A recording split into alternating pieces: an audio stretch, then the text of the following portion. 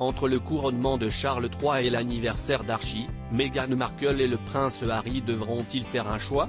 Le 6 mai prochain, le souverain sera fait roi en l'abbaye de Westminster après 74 ans de préparation et d'attente.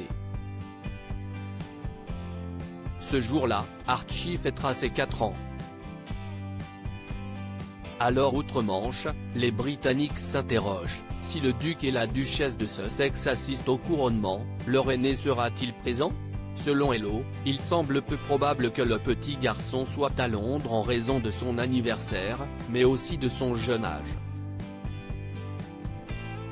Le magazine rappelle que si le roi Charles III était tout aussi jeune lors du couronnement de sa mère Élisabeth II, il est probable qu'il n'ait été autorisé à y assister qu'en tant qu'héritier du trône. Les Britanniques devront donc s'armer de patience pour voir les enfants du prince Harry et de Meghan Markle lors d'événements officiels.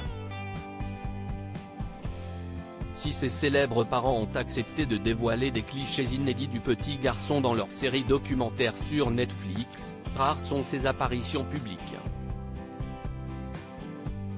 Supérieur à Charles III, roi dandy, l'homme le mieux habillé du monde. Archie et Lilibet ne devraient pas devenir des membres de la famille royale. Archie et Lilibet n'ont fait aucune apparition publique lors des célébrations du jubilé de platine, soulignent nos confrères rappelant que les deux enfants ne sont que 6e et 7e de la lignée de succession.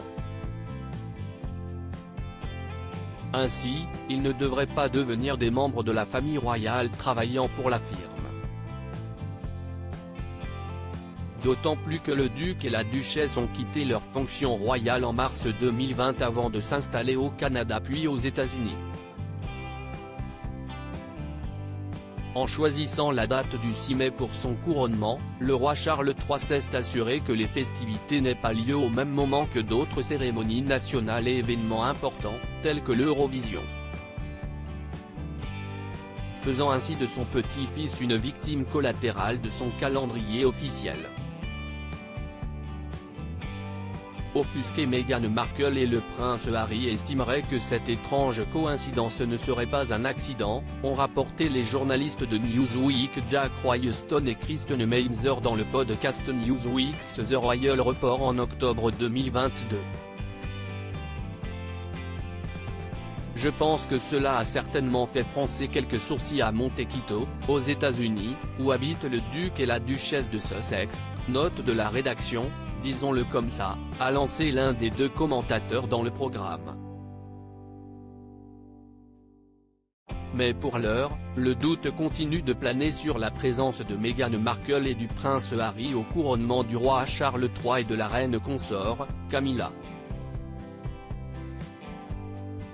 Crédit photo, Julien Burton.